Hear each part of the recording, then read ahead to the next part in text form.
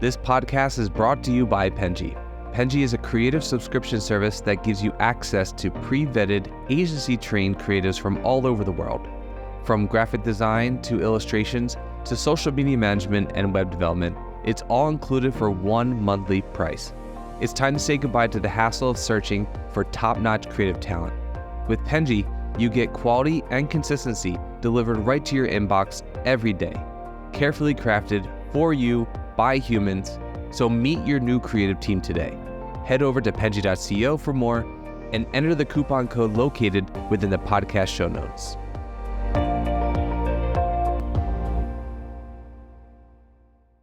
Hello, everyone, and welcome to the Fully Managed Podcast where we discuss marketing and business tips to help assist you on your business journey. I'm your host, Shannon, Penji's Partnership Coordinator, and I'm joined here today with a very special guest, Brian Bauer from Bauer Entertainment Marketing. Thank you so much for joining me today. Thanks for having me. Appreciate it. I appreciate it. So could you just start by telling us a little bit about yourself, how you kind of got to this point, what inspired you to start Bauer Entertainment Marketing, everything you think is relevant in between? Yeah, all the stuff. So, the journey kind of really, I grew up the mean streets of North Chicago suburbs. And, son of a piano teacher, a third generation drummer. So both my parents, a very musical household, and really kind of fell in love with music from an early age. And, I playing and performing, from very early on. I think, I did some of my first performances in grade school at the talent showcase where I played Green Day's Basket Case, just solo drums, nothing else. It sounded probably exactly as you imagine it would sound. And it was, I've loved it from pretty much day one. Knew I always wanted to kind of work in entertainment, and it's the side of just this, life experience and journey that like makes it all worth living. It's fun. It's kind of like, I think, and flash forward a little bit, but certainly doesn't feel like a job when it's something you're passionate about and love it. Right. And so, anyways, kind of going through my high school, college career, still continue to play, but also I went to, the University of Maryland, go Terps, studied psychology there. Cause I decided to kind of keep my music outside of school. Prior to that, I was 16. I went to a summer program at Berklee College of Music. Loved it. Incredible. Totally life-changing, but also helped me understand that, I think the music in academia wasn't necessarily for me.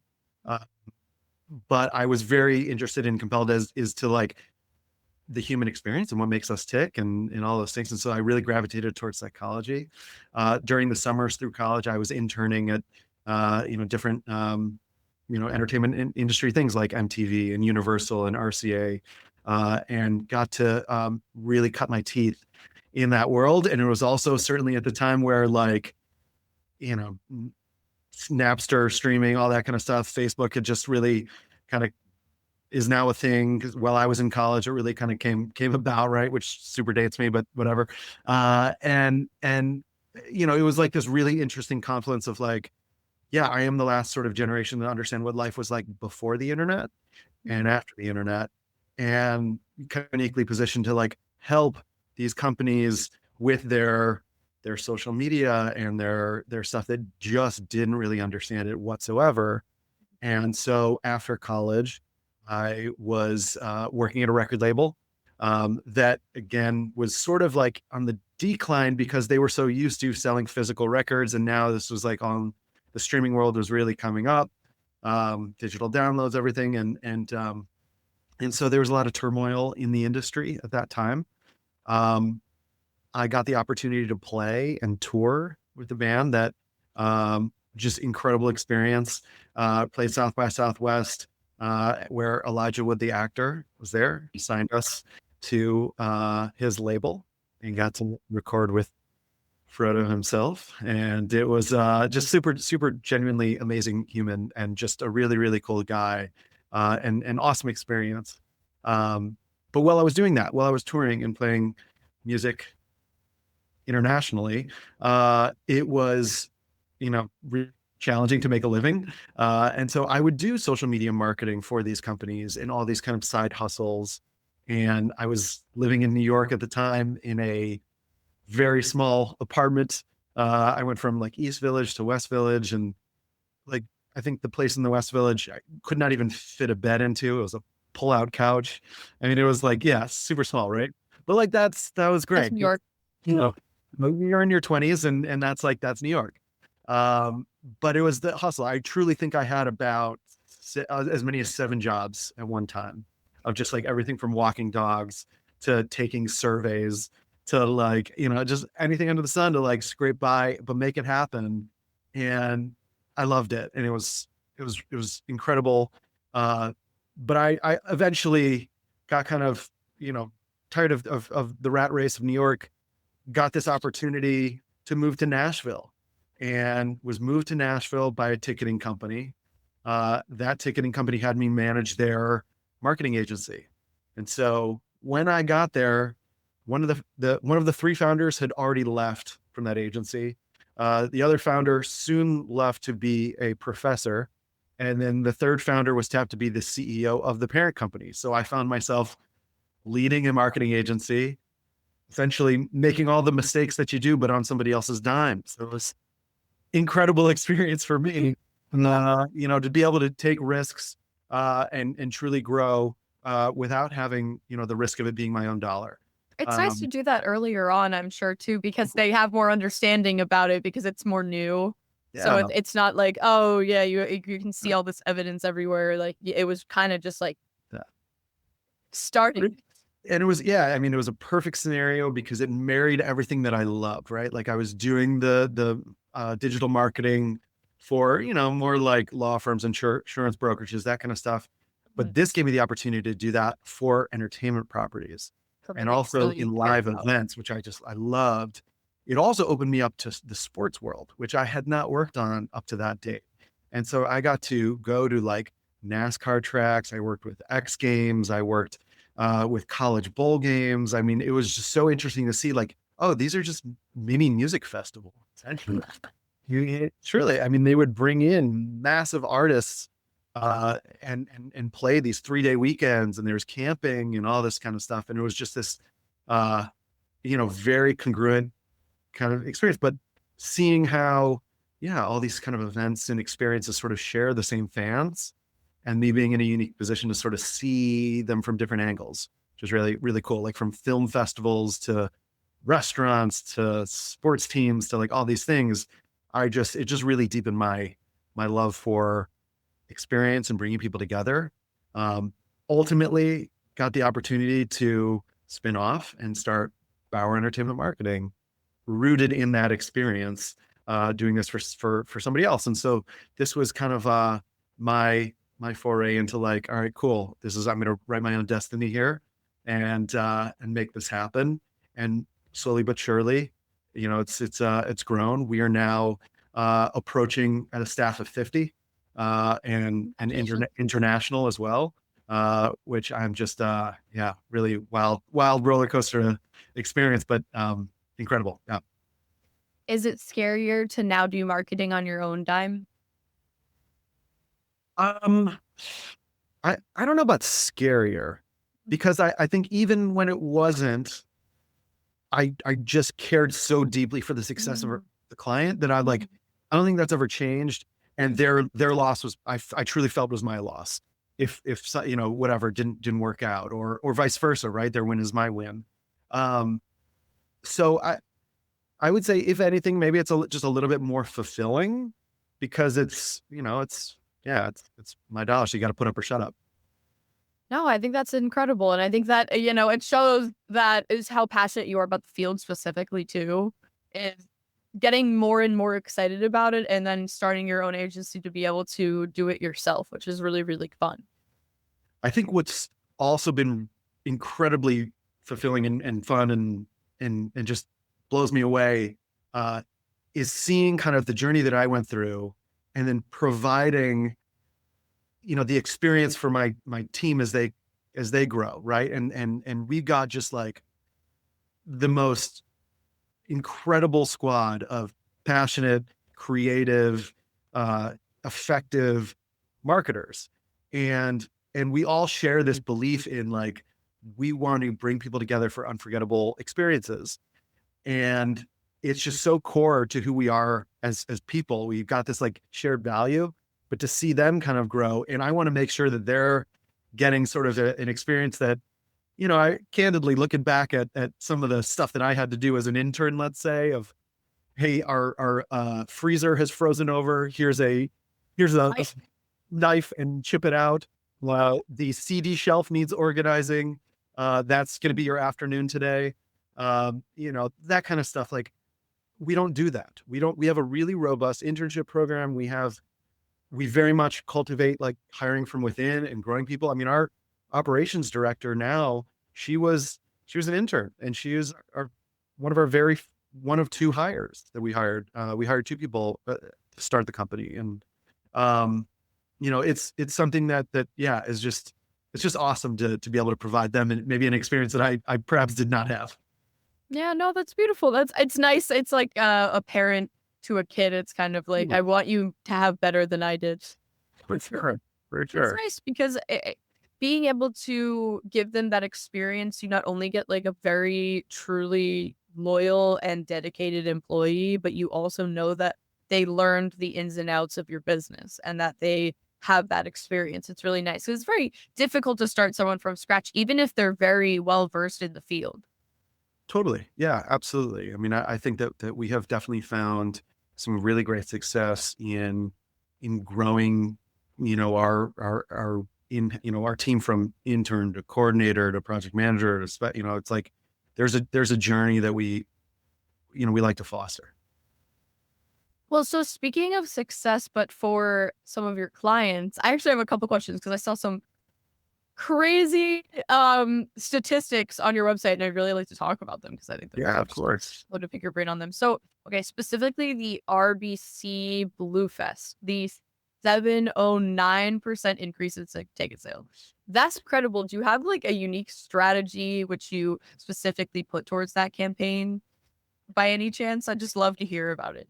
Yeah. So really, RBC Bluesfest, 300,000 people over 10 days, really cool experience to work with them for a few years and help them grow. Our engagement with them ended pretty much mid-pandemic.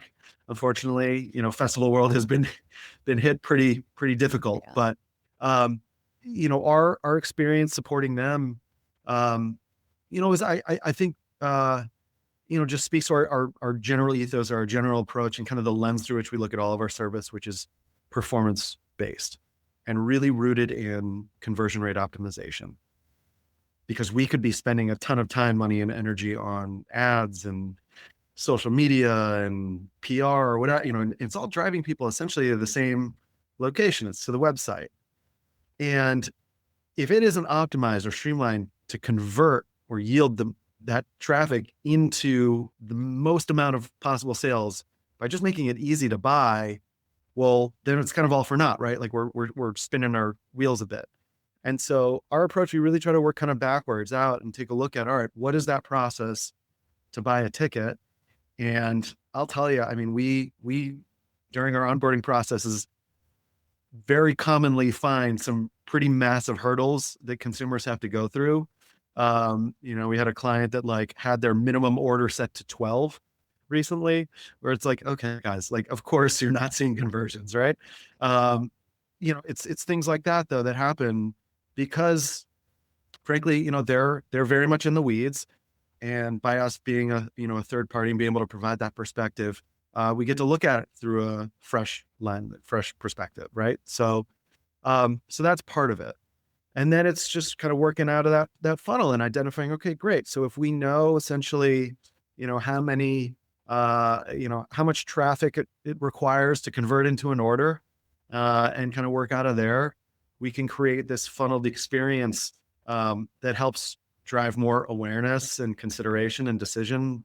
And then ultimately, more sales for them. So it's having that kind of, I guess, tiered or funneled approach through the lens of performance, that's very commonplace in retail, not so much in event marketing. Okay, that's interesting. Yeah.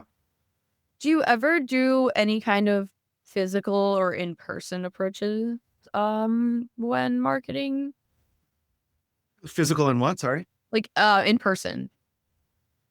So, like street teams and that kind of. Yeah, I guess so. That's what I was having Yeah, in mind.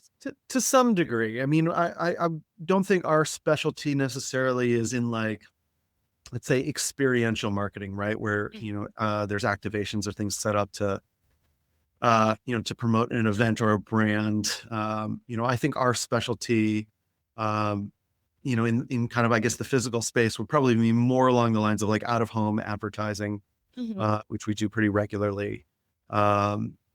From your radio, print, TV, billboard, that kind of traditional media, tends to kind of live in that world. But, yeah, I mean, we'll activate influencers pretty regularly. That's, another kind of, mechanism that, is really important, particularly for festivals. And so, sometimes we'll have, influencers do things in the physical world where they're perhaps like hiding a pair of tickets at a record store. And, there's kind of like that type of promotion. Right. So yeah, that's kind of answers the question, I guess. Yeah, no, of course. So you actually mentioned before about COVID, and I always wonder how people are successful during the time, especially agencies, because I feel like a lot of our work was really interrupted because of that event. I'm sure everyone's work really was. So you still had cases in which you had helped clients during that time. What did you do? Did you have to do anything specifically differently in order to help them? And like, what were those things? Yeah. Very interesting experience for us compared to most, I would say, because we actually ended up tripling in size during COVID. Wow, indeed. Right. So, and I think, we were very nimble. We were already rooted because I founded the company, even though we've got our headquarters in Nashville, we have our workspace, we have team all across the country, and now internationally. And, we were always rooted remotely. We could, there was no transition during that experience, right? Like we were good to go. We hosted our first live stream, I think maybe 2 weeks after like the major shutdown in that March. So we were very quick to be able to pivot for our clients. But I had also, I had read pretty early in the experience during the SARS epidemic that brands that kind of got out there with their promotion and just helped and were increased their presence, ended up coming out the other end about 3x, as opposed to those that maybe hunkered down and just tried to wait it out and remain quiet. And so we ended up really trying to, I guess, be a beacon and support those in our industry, because I'll tell you, it may feel big, but it's a really small industry and everybody kind of knows everybody. And we just wanted to help regardless of whether they were a client or not. We were taking calls about, oh, you got furloughed, but I've been I'm thinking about maybe starting a company around this idea. What do you think about it? And just having those kind of conversations, to like hosting webinars and talking to, our clients about, hey, you got a bunch of sponsors that were counting on your event and a bunch of in-person impressions. Well, now here's how you can shift and retain that cash and provide value with maybe online impressions and other ways you can do it. And so there was a lot for us to still do between that, the live streams, the drive-ins. A lot of our clients, like festival clients, were just elongating the runway. So they didn't know when things would come back online. So they just kind of kept postponing. And so we just kept on working. And again, there was just, just weird confluence of like us being present, plus a lot of like people still wanting to experience stuff and this desire, like when you cut off the ability for people to get together, that means that there's a wanting for it even more. And so, that is our job. That's what we do, is we bring people together for these shared experiences. And so, it was just, we just saw really, really significant demand for what we were doing. And that ultimately ended up, we grew a whole heck of a lot. Yeah, I think it really says a lot that you're able to be innovative in that time, because I think that that was what it really needed, especially for things that are typically in person. To be able to create those strategies and still have it happen is something that is definitely admirable. Thank you. Well, it's a weird space we're in because we were pretty much the first to shut down, last to reopen. And it's almost as if we're experiencing our COVID era of impact now, this many years later, because the costs, and I imagine that even, people not necessarily in the industry have just heard of all these festivals canceling and all these, events not happening or tours canceling. And there's this very challenging landscape right now in events where the cost for production for events has skyrocketed. And in turn, that requires event producers to increase ticket prices. Yeah. So pair that with the economic situation that, we've been in for, the past several years, where, far fewer people can afford to go to these events. And so that's not a recipe for success, right? And then you've got also too much supply. Everybody has come back online, and there's more events than ever before happening now. So when you have too much supply, it's really expensive to put on these events, and not enough people can necessarily afford attending all of these events. That's what's resulting in a lot of these cancellations. And so it's just a really challenging time right now for the event space. That's really interesting. So would you say then that personally you feel it's a more challenging time now than it was during COVID? I think so. I do. Yeah. I mean, just from the standpoint of, I don't know, in a very different way. I mean, obviously, of course, when you're an event producer and you can't actually put on an event, and it's, That's awful. I mean, that's absolutely insane. But now it's just incredibly different, because when a lot of decisions are based off of historical, sales data and things like that, yet now the trends are all flipped upside down on their head.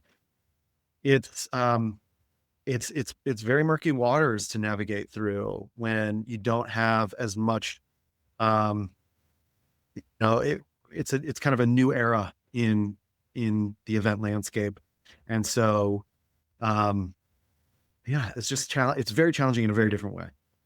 No, that makes complete sense. It's actually very interesting to learn about, because I didn't even think about that, but it makes a lot of sense, because I do notice ticket prices. I remember when everything was like maximum $40 for any concert that I could go to when I was younger. And now it's nothing like that. No. And I mean, you're getting into the realm also of kind of the scalpers and the fraud and all that kind of stuff. And I'll tell you, one of the things that I'm really proud of, an initiative that we've been working on, is to help with Google Ads and how scalpers are using Google Ads to sell tickets, what we call speculative ticket sales. So they're promoting tickets that they don't actually own yet. And so and it's very confusing how they present them, as if it's from the venue or the artist, to kind of fool fans into thinking that they're buying tickets from the actual resource, the primary source. And once they buy it, then the ticket broker, the reseller, will go out and then they'll get the tickets. And it's really inflating the price. It's like total fraud, right? Yeah, And that's awful. very scammy. But it's also like a really crappy experience for Google ad users. And so our take is that it's in Google's best interest to help remedy this to some degree, right? And we're not saying, hey, like, ticket scalpers can't advertise through your platform, but we're saying distinguish from the primary source and the secondary source with just maybe like a blue check mark or something that defines and makes it easy for consumers not to be confused about, all right, this is what the actual source is. And I think that that's going to help everybody. It's not saying you can't take out ads, scalpers, but it's also making sure that the actual owners of the tickets have an opportunity to get them in the hands directly of fans in a less confusing and more direct way. Yeah, I've seen a lot of incredible initiatives to kind of go back to how it used to be. I recently saw an artist make go to different cities and have their tickets actually available at box offices instead of online, so that to avoid the, you know, the inevitable scamming that people do end up doing when they buy 12 tickets and then resell them. I was one of those guys in line at the Nine Inch Nails. Yes. Was waiting like old school. I really and like that though. I mean, it does suck because there is a discrepancy between maybe people that are disabled or are unable to come in person for different things, of course. Yeah, sure. But it's also it's really nice to get back to kind of that way of doing things because it is so unfortunate that people can just, you know, do that. Well, there's I think it's fixthetix.org. I'm pretty sure is the URL, but there's a really good initiative going to try to fix the system that we support those guys, and it's really much needed, and we need it from like a federal level, and I know globally things are happening as well. So Australia's doing some really good stuff. So yeah. I hope so, yeah, because I can understand why ticket prices would go up just because of the economy, everything's going up. But it does very much it really sucks because in-person concerts are such like a very important part of my life. Like I've been going to concerts since I was able to go to concerts with my parents. And then by myself from then on. And it's unfortunate that money-wise, it can't be a priority for me to be able to see live events. And it's I hope that there are different things in the process that change in order for more people to be able to do it. Yeah, the pendulum's really gotta swing the other way. I'm hopeful, but hope is not a strategy. And I know that we actually have to get some actual change happening. So Yeah, but of course, as you as the marketing level of that process are not necessarily the reason why these prices are probably not even any part of the reason why it's becoming so pricey. yeah, our role is to help sell more tickets, and when they're uber expensive to the point Harder for where you. people can't, it's much more challenging for us to meet our goals and do our job. And so we're big advocates for affordable tickets, because again, like our passion, what gets us out of bed each day is like getting people, putting butts in seats, getting people to these events and experiencing things together. Yeah, well, I think that's a beautiful process, and I hope that, you're still able to do that. Hopefully there's some change in how we're doing the process from the ground up and not just at a certain point. Well, so to move over a little bit, if this wasn't a worry, I guess, because this definitely contributes to probably part of this. Okay, so walking the line of creativity and profitability, how are you kind of able to honor both in campaigns normally? Well, our creative process, particularly, on sort of brand strategy and kind of really hammering out how do we want this brand to be perceived by others, is still rooted in performance. So we're not just creating pretty things, it's pretty with a purpose. And it's really important for us to have performance-based branding, where the choices that we make about a brand and all of the content and touch points to support that brand identity really all have to be rooted in our goals, which more often than not is ticket sales. So, our process certainly starts with understanding the audiences and what are the needs around each of those kind of personas. And then what are the products that orient towards those personas? Let's say families with a family 4-pack, and kind of the challenge of, it's a mom trying to decide what to do with the family this weekend, like that kind of stuff, and really trying to formulate, all right, what are the archetypes that we're presenting this experience to, and how do we want them to perceive it? And so then, if we start there and we understand what the problems are, or the challenges or the needs are, then it's much easier for us to create visuals that correspond to that. And ultimately, with branding, our goal really is to drive more awareness and recognition and familiarity, and all of those breed trust. And you're not going to sell anything, particularly tickets, if you don't trust. Yes. And that is our process. And that's why it's so important for us to make sure that all of our brand touch points are very consistent.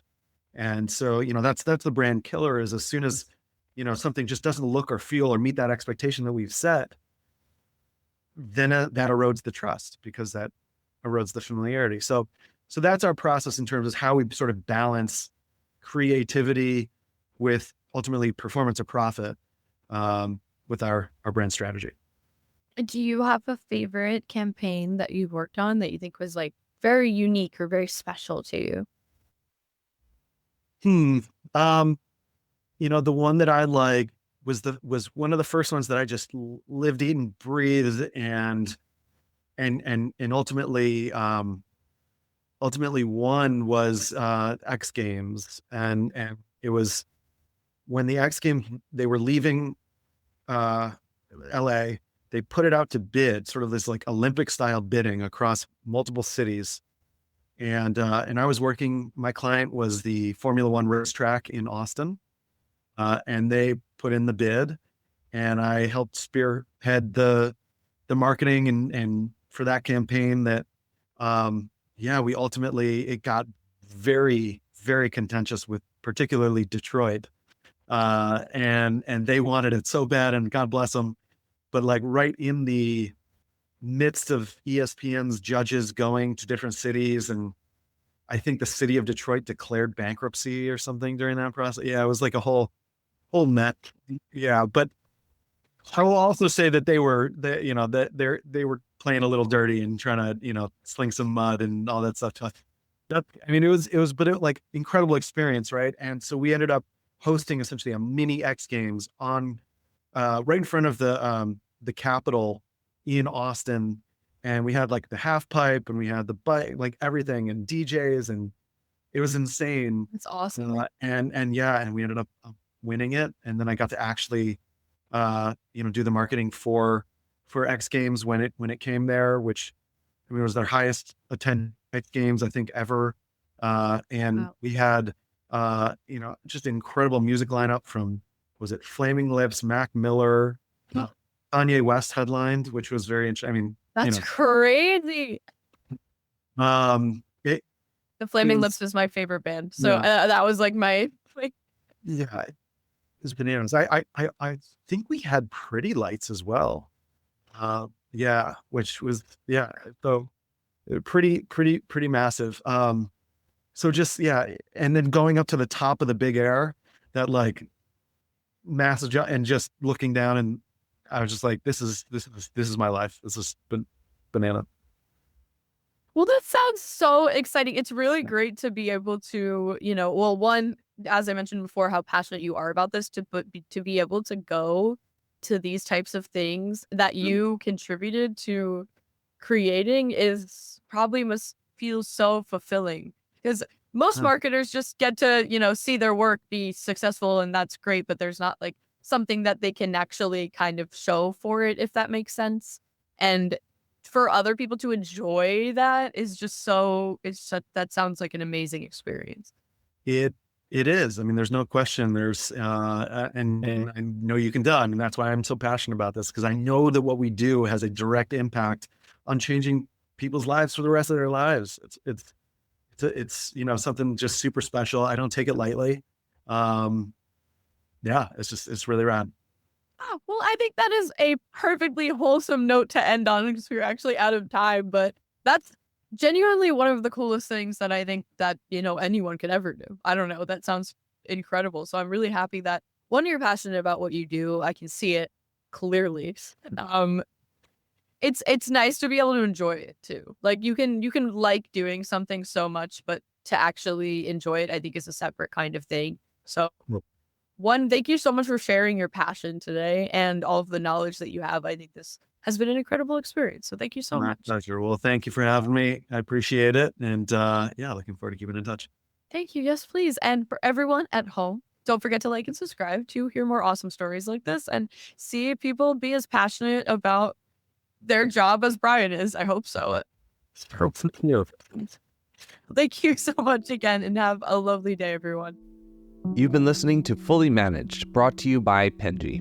Check out the show notes to learn more about today's guest, and to learn more about Penji, the human-first creative subscription service, head over to penji.co. And by the way, if you're still listening, it would mean the absolute world to us if you were to share this podcast with a friend, and of course, subscribe.